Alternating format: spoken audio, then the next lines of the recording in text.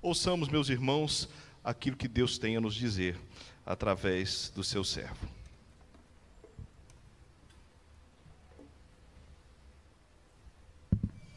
Bom dia, amada igreja, a paz do nosso Senhor Jesus Cristo.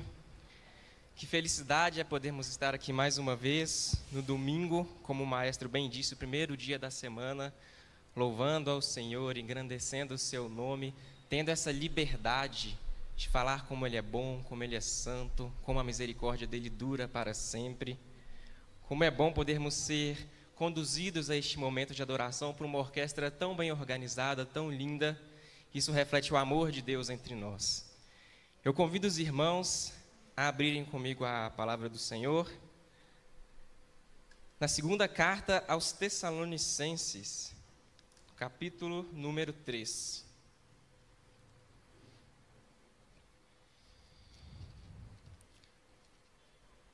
Segunda carta de Paulo aos Tessalonicenses, capítulo 3.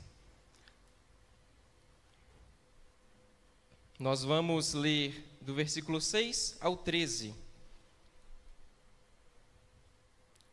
Diz o seguinte a palavra do Senhor: Caros irmãos, em nome do nosso Senhor Jesus Cristo, ordenamos que vos afasteis de todo irmão que vive sem trabalhar, e, portanto, não de acordo com a tradição que recebestes de nós. Porquanto vós mesmos sabeis como deveis seguir o nosso exemplo, pois não vivemos de forma ociosa durante o tempo que estivemos convosco, nem comíamos de graça dos alimentos de ninguém. Pelo contrário, trabalhávamos dia e noite com esforço e fadiga, a fim de não sermos pesados a nenhum de vós. Não porque não tivéssemos esse direito assegurado, mas porque era nosso objetivo vos oferecer exemplo em vós mesmos, em nós mesmos, a fim de nos imitardes. Quando ainda estávamos convosco, vos ordenamos isto: se alguém não quiser trabalhar, também não coma. Pois fomos informados de que alguns entre vós andam desocupados, sem querer trabalhar e se intrometendo na vida particular dos outros. A esses, no entanto, ordenamos e admoestamos por nosso Senhor Jesus Cristo que, trabalhando em paz, se alimentem do seu próprio pão. Quanto a vós, irmãos, jamais desanimem de fazer o bem. Vamos orar mais uma vez? Cristo Jesus, esta é a tua palavra, Senhor. Obrigado, Pai, por preservar essa palavra preciosa, em que nós podemos meditar e aprender a como viver uma vida santa, uma vida de devoção ao Senhor. Neste momento, Pai, tire de nossa mente toda distração, toda ociosidade, mas que, pelo contrário, o nosso pensamento, o nosso intelecto venha estar cativo à palavra do Senhor e que nós possamos, Deus, aprender mais de Ti nessa manhã. Essa é a oração que a Tua igreja diz. Em nome de Jesus, e toda a igreja diz? Amém. Irmãos, o tema que nós vamos abordar hoje é um tema bastante presente na nossa vida. É um tema que afeta todos nós de forma direta, de forma intrusiva, de forma intrínseca ao ser humano. Nós vamos falar sobre brain rot. E eu pergunto, alguém sabe o que significa brain rot? Se você sabe, pode levantar a mão. Não precisa ficar com vergonha. Muitas pessoas sabem o que é brain rot. Brain rot, irmãos, é uma palavra que foi eleita pela Universidade de Oxford no ano passado como a palavra do ano. É uma palavra que é um termo, na verdade, que vem da junção de duas palavras do inglês: brain, que significa cérebro, e rot, que significa podre. Ou seja, brain rot significa literalmente um cérebro podre, uma mente que foi apodrecida, uma mente que foi corrompida por conteúdos rasos, por conteúdos superficiais, que não geram em nós uma vontade de caminhar, de procurar mais, de avançar. É isso que essa palavra significa, e essa foi a palavra escolhida pela Universidade de Oxford para resumir toda a humanidade no ano de 2024. É uma expressão informal que se refere à deteriorização mental, intelectual, consumo excessivo de conteúdos superficiais. Quantos de nós, irmãos, não passamos horas e horas no Instagram, no TikTok, nas infinitas passagens de dedo em que os vídeos vão vindo e indo, indo, e o nosso tempo também vai. E a nossa mente vai ficando presa àquilo, vai sendo escravizada pelo conteúdo simples, que não nos estimula? Quantos de nós, ao invés de escrevermos um texto elaborado, um texto bonito, que requer de nós uma inteligência, não preferimos pedir ao nosso velho amigo ChatGPT, a inteligência artificial, para escrever um texto por nós? Quantos de nós, mesmo descansando em nossas casas num domingo, sentimos cansaço mental, um estresse, porque nós passamos longos períodos sendo estimulados, nosso cérebro não para? Tudo isso, irmãos, é brain rot, é a destruição do cérebro humano. Hoje nós vamos falar sobre isso porque é algo urgente que nós devemos falar no nosso tempo. A nossa mente, irmãos, enquanto a mente de filhos de Deus, ela tem que ser renovada todos os dias, assim como nós aprendemos na carta aos Romanos. Nossa mente deve ser uma mente saudável, uma mente dedicada ao Senhor, e por isso hoje nós vamos falar desse tema, o perigo da ociosidade. Irmãos, a segunda carta de Paulo aos Tessalonicenses, ela é escrita pelo apóstolo Paulo. Já no verso 1 ele diz: Paulo, Silvano, aos irmãos em Tessalônica, e foi escrita por volta dos anos 49 a 51 depois de Cristo, enquanto Paulo esteve em Corinto. Como nós sabemos disso, nós lemos em Atos 18 o relato dessa passagem, em que Paulo esteve em Corinto e escreveu diversas cartas. A cidade de Tessalônica, irmãos, era uma cidade muito importante nas ilhas gregas. Ela era a capital da Macedônia. E por ser uma capital, nós talvez possamos ter até mesmo uma ideia de como era, porque nós vivemos em uma capital. Era uma cidade cosmopolita, com pessoas de diversas etnias, pessoas de diversos povos, e também naquela cidade eram adorados diversos deuses, principalmente os deuses gregos e os deuses romanos. Então, naquela cidade não havia uma adoração ao Deus de Israel, ao nosso Deus, mas aos deuses gregos. Zeus, Poseidon, Hades, Hera, Atenas, Hefesto, tantos outros, Júpiter, Saturno, são os deuses romanos, deuses falsos. E o intelecto daquele povo era totalmente influenciado pela filosofia grega.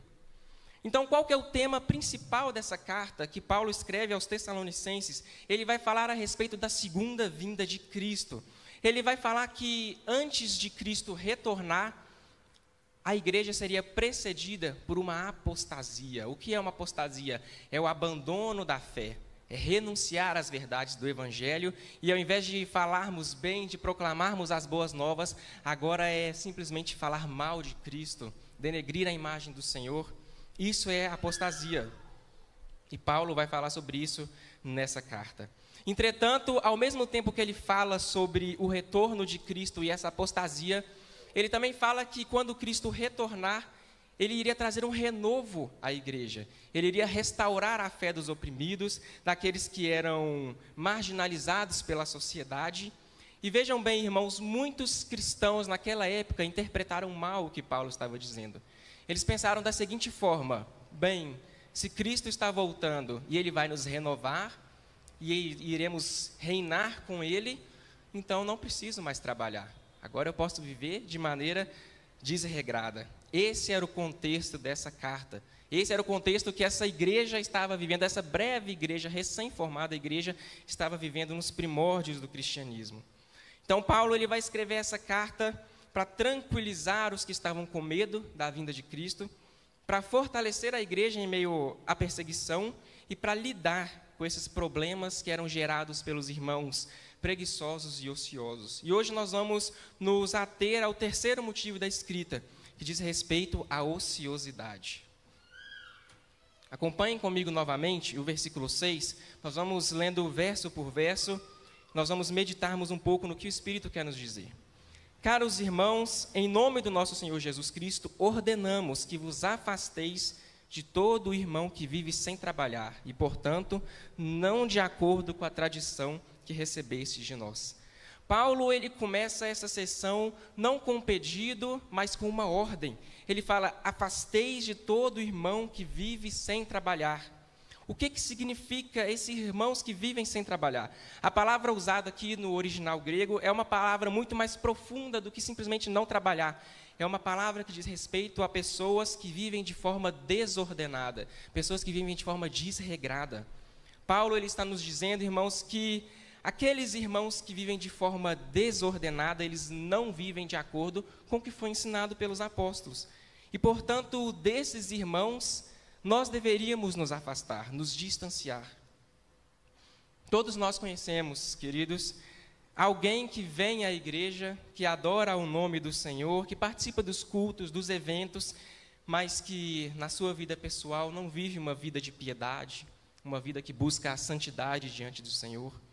Todos nós conhecemos pessoas, e eu sei que talvez até venha na mente de vocês a imagem, o nome dessa pessoa, que canta louvores a Deus, que com seus lábios entoam cânticos no domingo, mas que durante a semana as palavras mais torpes e mais terríveis saem das suas bocas.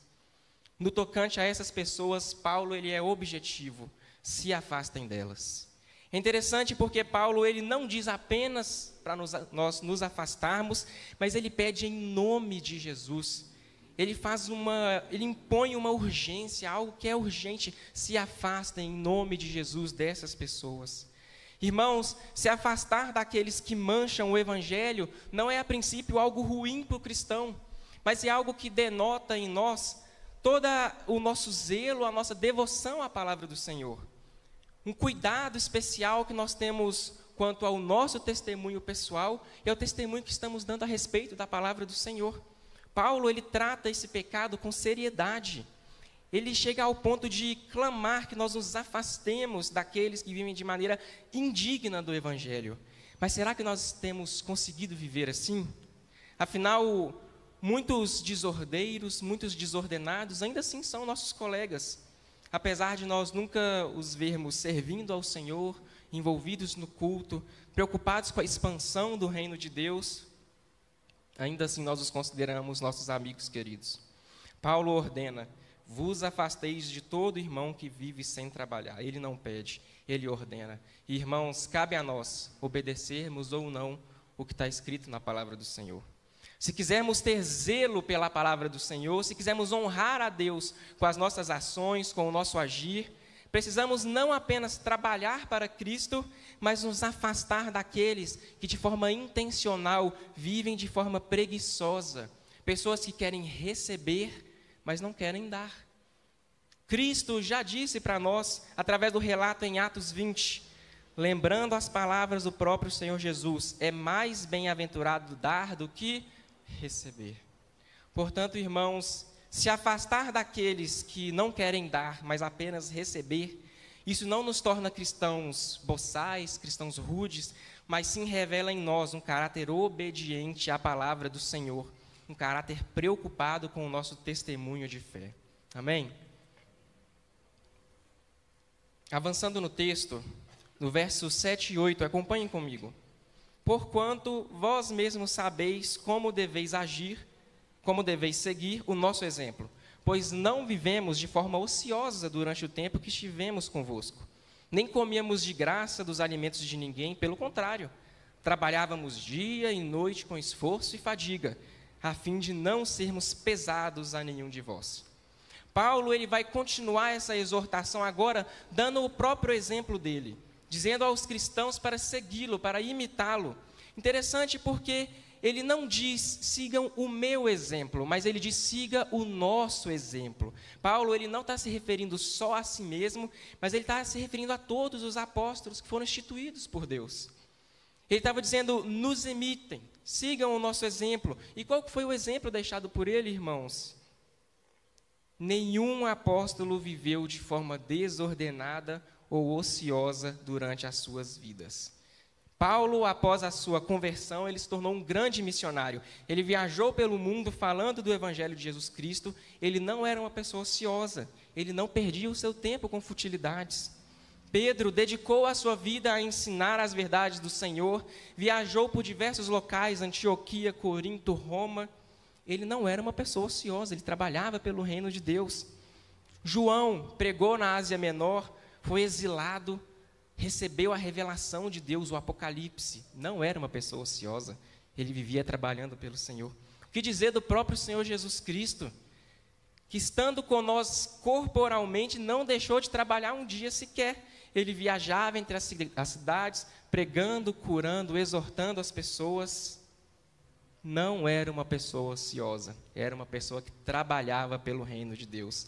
Eu me pergunto, irmãos, diante de tantos exemplos, de tantos ensinos que Cristo e os apóstolos deixaram para nós, será que nós, cristãos do século 21, estamos vivendo de maneira ociosa ou estamos trabalhando pelo reino de Deus? Será que nós estamos nos preenchendo de coisas fúteis, de coisas sem sentido? Ou será que nós estamos trabalhando em prol da expansão da palavra de Deus, da salvação de almas? A palavra diz em Mateus 9,37, a seara é grande, mas os trabalhadores são poucos. Rogai ao Senhor da plantação que mande obreiros para fazerem a colheita. Irmãos, nós temos que entender que nós somos esses obreiros que a palavra diz. Nós somos aqueles que somos convocados por Cristo para trabalhar por Ele e para Ele durante todo o nosso tempo nessa terra. Mas eu sinto dizer, quem está ocupado nas infinitas passagens de dedo no Instagram não está vivendo desse acordo. Não está tendo o seu tempo preenchido com as coisas de Deus, mas está perdendo o tempo com as coisas fúteis. Quem está se ocupando com celulares, com redes sociais, não me interpretem mal, irmãos, mas eu digo aqueles que denotam tempo excessivo, não conseguem se concentrar nem mesmo numa leitura da palavra do Senhor, não conseguem nem ao mesmo fazer um devocional pela manhã ou à noite, porque sentem a necessidade de voltar ao vício. A mente já está apodrecida. Irmãos, nós não podemos nos enganar. O diabo e os demônios, eles não têm Instagram, eles não têm TikTok. Eles devotam a vida deles para levar mais pessoas para o inferno junto com eles, porque já estão condenados. E nós, os filhos de Deus, os chamados, geração eleita, nós estamos perdendo o nosso tempo, enquanto o inimigo está dando todo o esforço dele para enganar as pessoas. Irmãos, nós precisamos nos concentrar na palavra de Deus, agir segundo o querer do Senhor para nós. Qual que é o querer do Senhor para nós? Que vivamos de acordo com a tradição deixada para nós. Tradição de trabalhar para o Cristo, de não nos distrairmos, de dedicarmos uma vida ao Senhor. A palavra diz, trabalhávamos dia e noite com esforço e fadiga, a fim de não sermos pesados a nenhum de vós. Sem fadiga, irmão, significa sem cansaço, sem reclamação. Não adianta nós trabalharmos para Cristo, mas trabalharmos reclamando. Não adianta, irmãos, nós agirmos em prol do reino, mas com murmuração. Nos lembremos da história dos israelitas, que durante 40 anos peregrinaram no deserto por causa da sua reclamação, da sua murmuração. Eles, por mais que estivessem construindo o tabernáculo, atravessando o Mar Vermelho, cumprindo a lei, a todo momento eles reclamavam, murmuravam contra Deus e contra o seu servo Moisés. E por isso eles foram punidos pelo Senhor.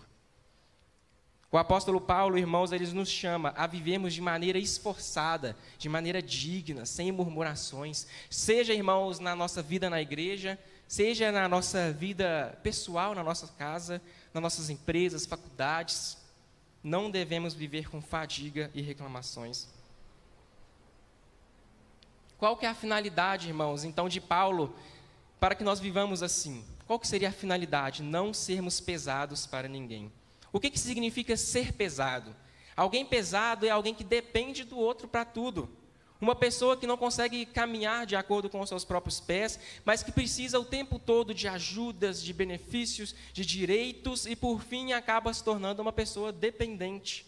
Irmãos, precisamos ter cuidado para que nós não nos tornemos um peso para outras pessoas.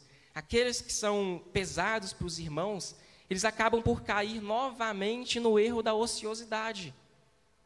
O erro da ociosidade leva a uma dependência, a um conformismo, que por sua vez leva à preguiça, que em última instância é um pecado.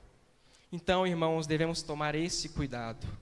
Devemos nos lembrar do Provérbio, capítulo 6, que diz, vá ter com a formiga ao preguiçoso, observe os caminhos dela e seja sábio, não tendo ela chefe, nem oficial, nem comandante.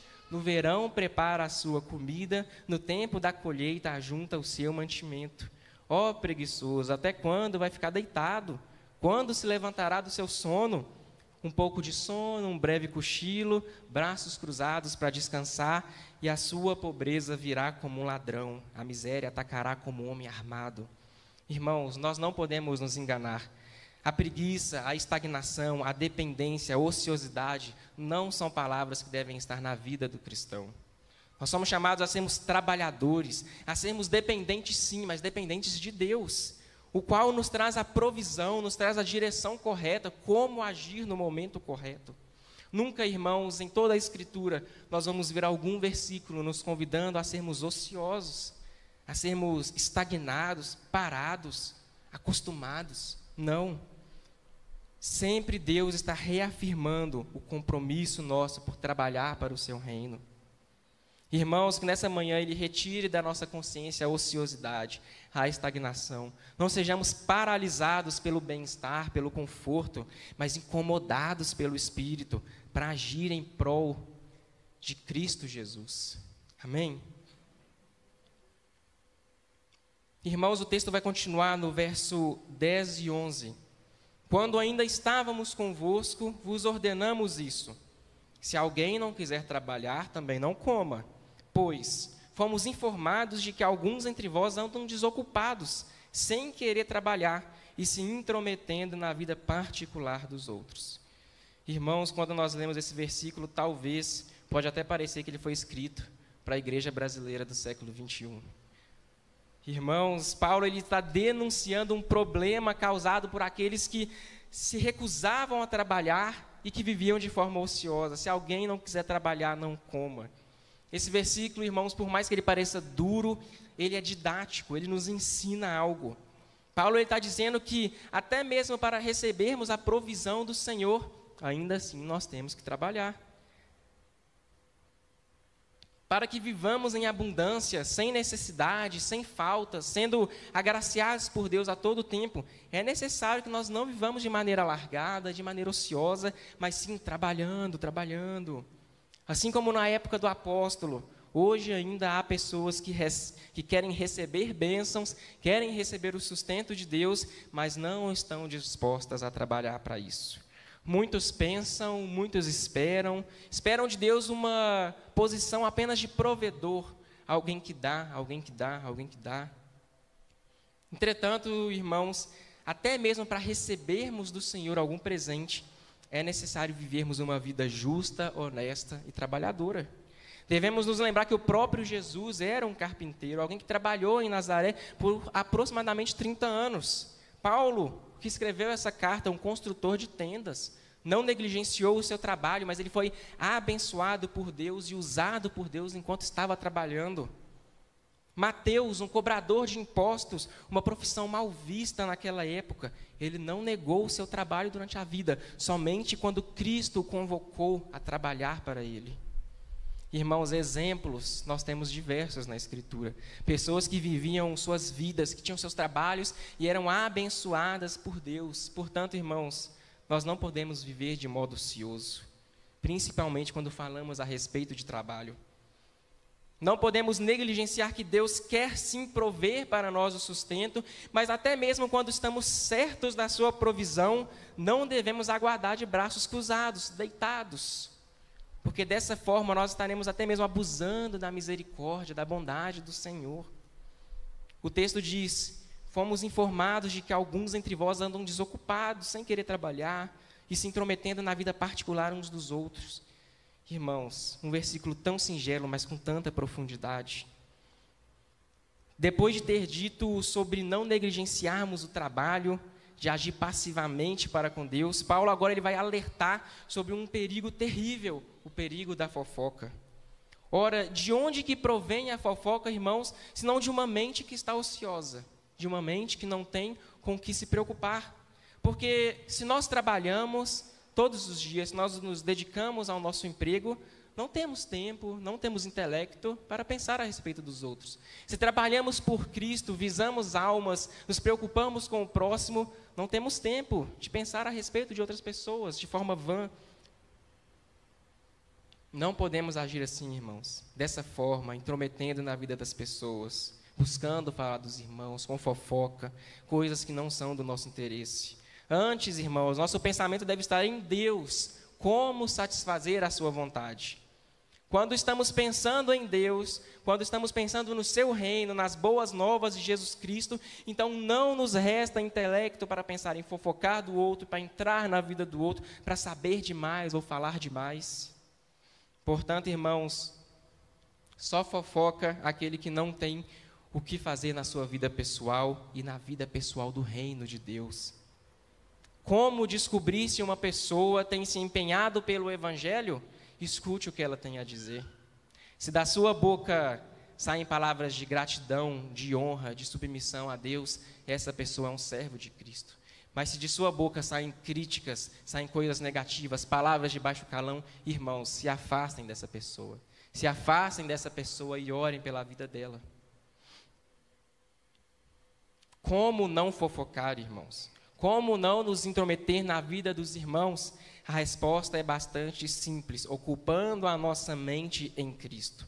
A Bíblia vai nos dizer em diversos versículos sobre pensarmos em Deus, agirmos de acordo com o que Ele tem nos ensinado. Hebreus 3:1, portanto, irmãos, participemos do chamado celestial, fixem os seus pensamentos em Jesus. Efésios 4, assim eu digo a vocês e no Senhor insisto, que não vivam como os gentios, que vivem na inutilidade dos seus pensamentos. Colossenses 3, mantenham o pensamento nas coisas do alto. Colossenses 3, novamente, tudo o que fizerem, façam de todo o coração para o Senhor. Salmos 34, guarde a sua língua do mal e os seus lábios da falsidade. 2 Timóteo 2, evite as conversas inúteis e profanas. Irmãos, os textos são muitos, que condenam os falatórios desnecessários, as fofocas. Textos que nos auxiliam e nos instigam a buscar mais a Deus, a ocupar a nossa mente nele, a cumprir os seus mandamentos, trabalhando na obra do Senhor. Será, irmãos, que nessa manhã nós temos agido conforme o que nos ensina Paulo? Ou será que nós temos dedicado o nosso tempo à ociosidade, aos falatórios inúteis? Será que estamos aguardando de braços cruzados o agir milagroso de Deus, sendo que o próprio Senhor nos convocou para o trabalho? Irmãos, que Deus nos perdoe pelo nosso agir, pela nossa negligência, quanto ao nosso chamado.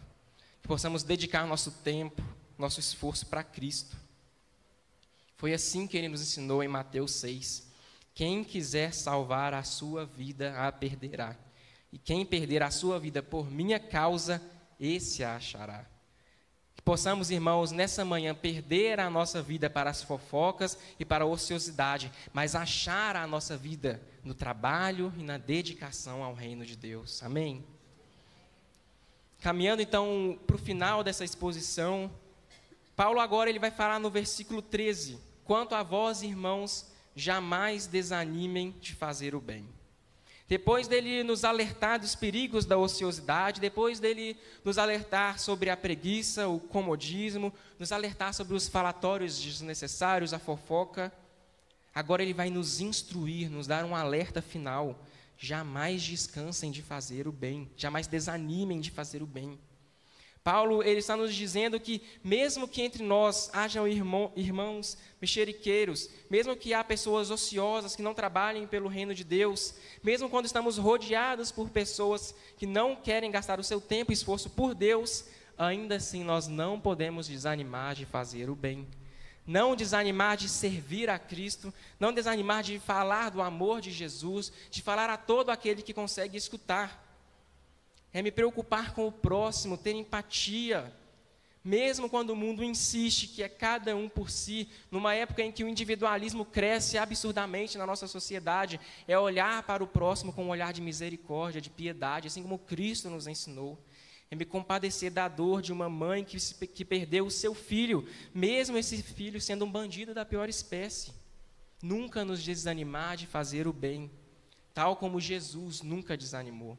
Jesus foi perseguido, expulso do templo, crucificado, morto, mas ele ressuscitou ao terceiro dia. Ele não desistiu de fazer o bem. E ele deixou um exemplo para nós, um legado. Não desanimem de fazer o que é certo. Amém? Irmãos, 5 aplicações práticas para nós colocarmos nessa semana, para aplicarmos essa semana.